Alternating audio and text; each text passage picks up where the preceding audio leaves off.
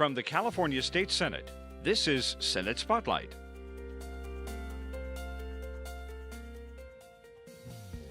Hello, everyone, and welcome to this edition of Senate Spotlight, where we discuss legislative priorities, policy, and other related issues with members of the California State Senate.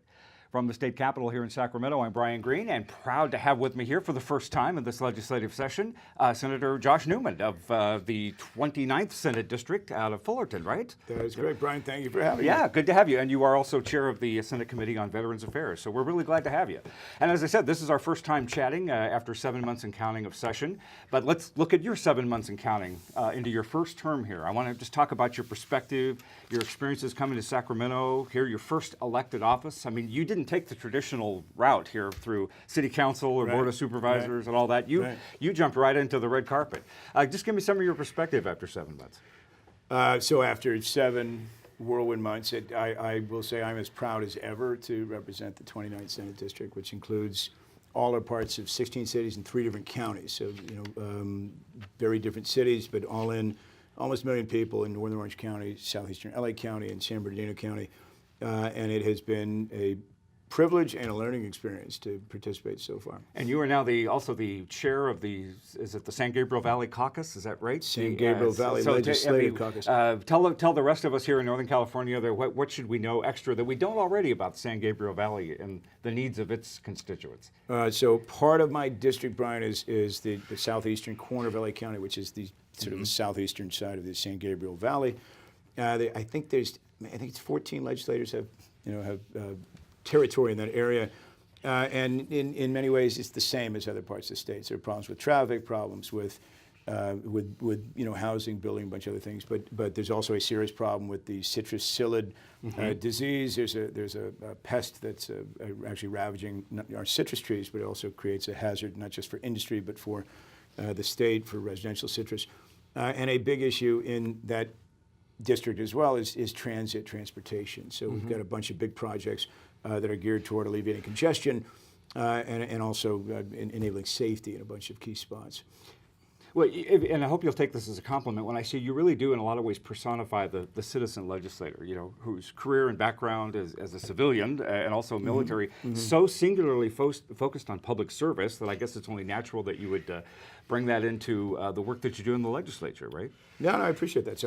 So as you mentioned, I probably am a little bit different than many of my peers here. So this is my first elective office, and I ran coming out of a fairly diverse career. So, graduated from college, I served in the United States Army as an officer. So that was a great experience for me. I got out in 1990, right before the first Gulf War.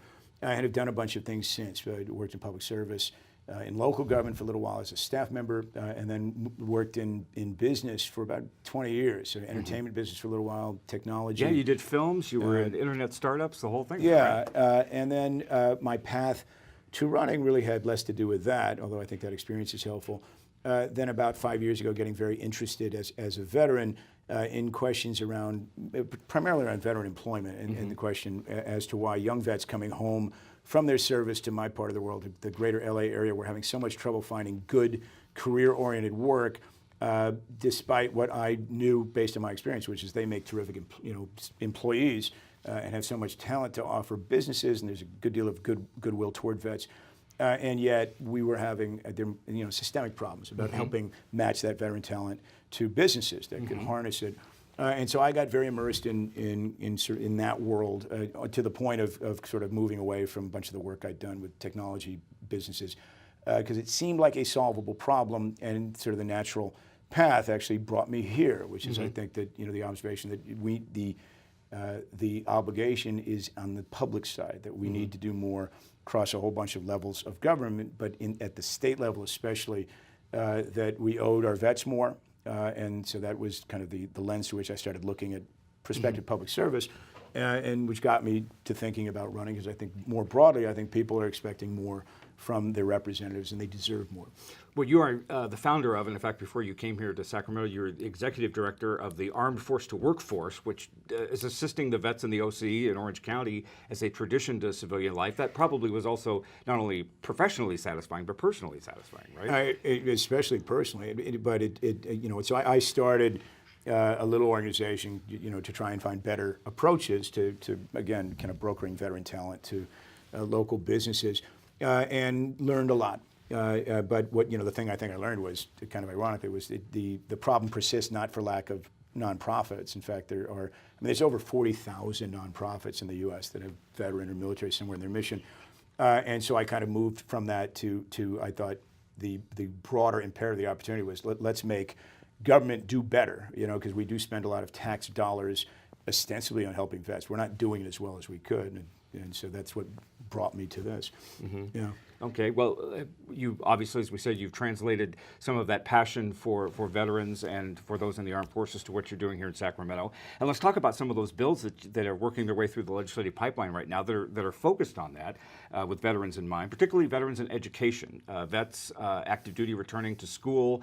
I read there's 70,000 vets or active duty students that are right now continuing their education, sure, particularly in community colleges. Yeah. And I know you're working right there to make sure that as they go to college, as they re-enter the education element of their lives, that they've got the backup. So tell us about, I guess it's SB 694 that looks at what the community colleges are doing and making sure that they do have those needs covered for vets. Right. So Brian, as you mentioned, so California, as the largest state in the union, unsurprisingly sends the most young men and women into the services, and again, unsurprisingly, we get the most back when they're done. 90% of veterans who come home and go to school will and pursue an educational path after their service will go through the community college system. So we have 114 community colleges in California right now. And as I worked with vets, and particularly vets who were considering school, what was really striking was the variability of the quality of services Sure, across the community college system. So some schools have terrific veteran resource centers, which are known typically as VRCs, and they're well funded and largely on the basis of the commitment or support of the local chancellor or president. Other schools have effectively nothing, and it struck me as fundamentally unfair that a vet coming home to one area versus another would get such a different experience. And so that is not only not fair by way of our obligation to that vet, it's also not smart when you consider that most vets going to school are availing themselves of GI Bill benefits that cost us all money. So SB 694 creates a standard across the community college system so that every vet is guaranteed a baseline, a floor of support by way of services and resources so that we can ensure to the extent possible that they get the best outcome they get, as they move into the next chapter of their post-service lives. And I guess you may be fortunate in this economic time that the money's actually there to do this in community colleges, right? Yes, but I mean, the money being there doesn't ensure that money will get allocated properly. So, one of the purposes of 694 was to create a non-discretionary basis, so that it's terrific when schools do more, but we don't want schools to do less. So, right. To You want a create consistent a line minimum across standard the program. Across the state, it seems only fair. And we were also successful during the last budget phase, to your point, where the state is actually fiscally very healthy in securing a commitment from the governor through this budget for $5 million of additional funding for veteran resource centers each year in the coming years, which is really encouraging. That's great. All right, not only looking out for veterans re-entering school, but also veterans, tragically, who are incarcerated in California prisons. You have SB 776 that requires CDCR, the Corrections and Rehabilitation Department here in the state, to offer support to the veterans within the prisons. Give us some of the details of that bill. So in my service as the chair of the Veteran Affairs Committee, of which I'm quite proud, we had some exposure to a program at Soledad Prison. There were two inmates who themselves were veterans who had created kind of a resource for other veterans to do some things that are actually important. And so vets who go into the system often lose their VA benefits, and vets who are about to get out are well served to reconnect to those VA benefits. But more generally, what we found was vets who connect, or prisoners that connect with their veteran past, tend to make for better inmates, and they tend to have better outcomes once they're released. And so what we tried to do was build off that, and we created a system-wide program through the bill you mentioned, which would ensure that every prison has a similar resource across the state so that vets can connect to an expert within the CDR system who can apprise them of the benefits for which they'd be eligible when they get out, and also programs that will serve them well while they're in to get them ready for their post-incarceration. And keep them out, right? And is that the benefit, I assume? The term, recidivism, recidivism is the vocabulary term, and which is to keep them out, to have them not return. And the it, results it helps their families as well. In addition, while they're behind bars, the families know that their loved one is not just languishing. That is true, and it is also true, not for everybody, but for some, that many of the problems that brought vets into the system that led to their incarceration are directly related to their military service. So, PTSD, some other issues, and so we owe them. And so this is a way to ensure that in a smart way, in a systematic way, that we can do right by them. And as it relates to public safety, somebody who is truly rehabilitated and ready and able when they get out makes for a better citizen. One other bill, you have several here, but just in the time we have to focus, that I thought was just really interesting, sort of a technical bill in a sense, but the bill that sort of acknowledges the efforts to balance the scales better in terms of acknowledging the gender makeup in the military circa 2017. This was SB 626, dealing with the nomenclature and how we refer to soldiers, male or female. Technical, but I think important. Talk about that. Well, so this is true across a whole bunch of spheres, but there's a whole body of law legislation that relates to everything in California, in this case vets, and the terminology, because it's old, refers in a lot of cases to it tends to presume that all veterans are male or soldiers are male, and clearly that's not true, and also you have a bunch of gender-related terms that are no longer relevant or helpful. So, this is a cleanup bill, as you said, but what it does is it recognizes that both men and women are serving in very honorable and in some cases very dangerous ways. And when we serve them through either programs or legislation, it's important to recognize that equality. Is that just symbolic, or do you think that genuinely matters to the soldiers, to the service members? I think it matters a great deal, and on both sides. I think the men who serve are now properly sort of cognizant of the contributions of women. It's especially important for women female veterans typically, surprisingly, have a lot of challenges, in some cases greater challenges than men. And if we have a system that's based on some old thinking and some stereotypes, it won't serve them as well. So it actually is important in that regard.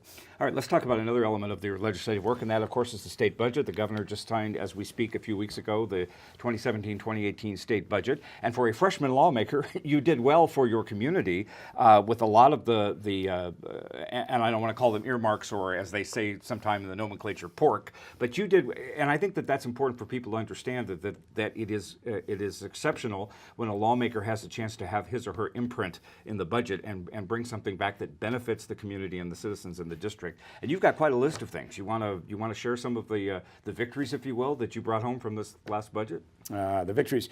Yes. And again, this is my first year, so it's a fascinating experience to participate. Yes. When you consider how big California is, how complicated the budget process and the budget itself is. But in advocating for, I think, some important needs in my district, but also in some areas that could serve as models for the rest of the state, I think we came out with some good ideas and which got funded. One is, and of which I'm particularly proud of and optimistic about, is a 4-year pilot program working with the police chiefs and city management of 6 different cities in my district to address 2 really sort of historically very challenging issues. So on the one side, gang prevention and reduction, but also homelessness.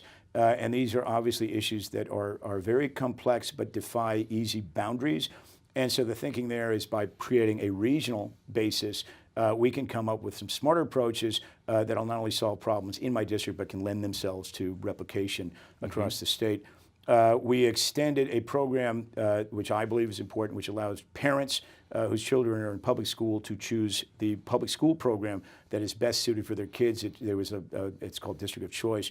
It was scheduled to sunset or expire.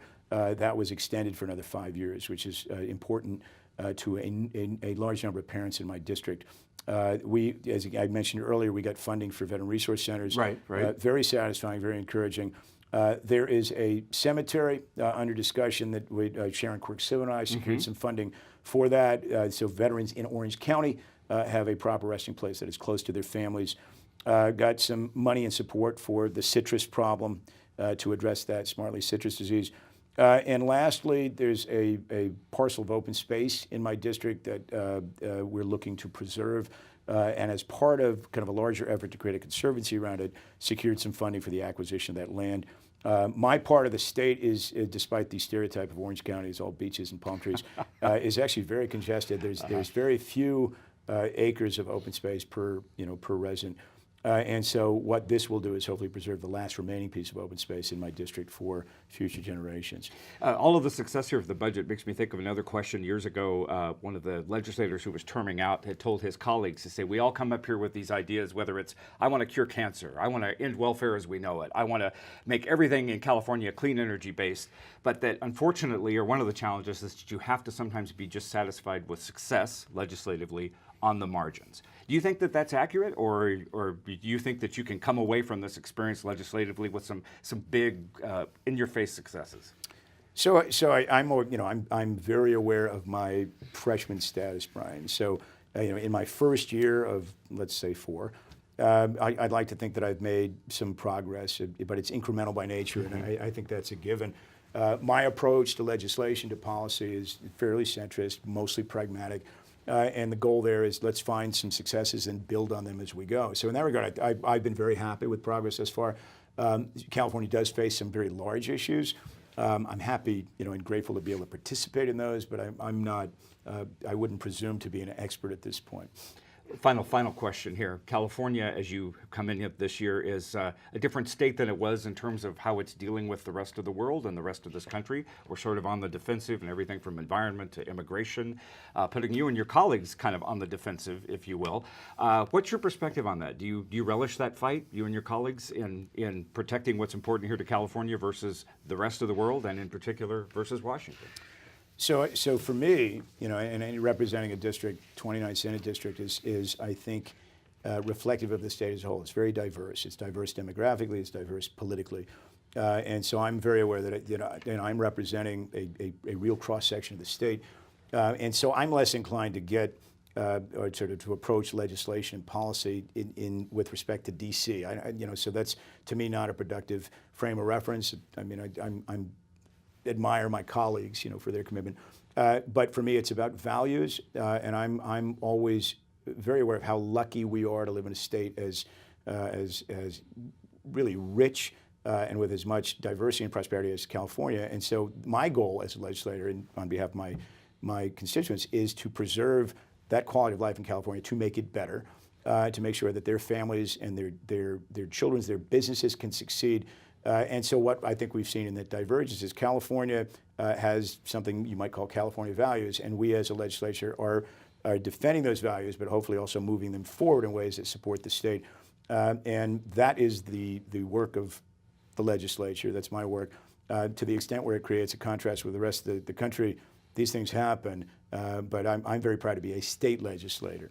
We're glad to have you here as a state legislator working for the state and your district. Thanks for joining us. Let's do this again when the dust settles in the legislative world, and we can talk about what's happened here for 2017. So we'll have you back. I will look forward to it. Thank you, sir. That's Thank great. you, sir. Josh Newman of Fullerton of the 29th Senate District. He's been our guest, our freshman senator. He is also chair of the Senate Committee on Veterans Affairs. And that is it for this edition of Senate Spotlight. And we invite you to join us next time around as we discuss legislative issues and policy with the newsmakers and the newsbreakers of the California State Senate. From the state capitol in Sacramento, I'm Brian Green. Thanks for watching. Thanks for watching Senate Spotlight.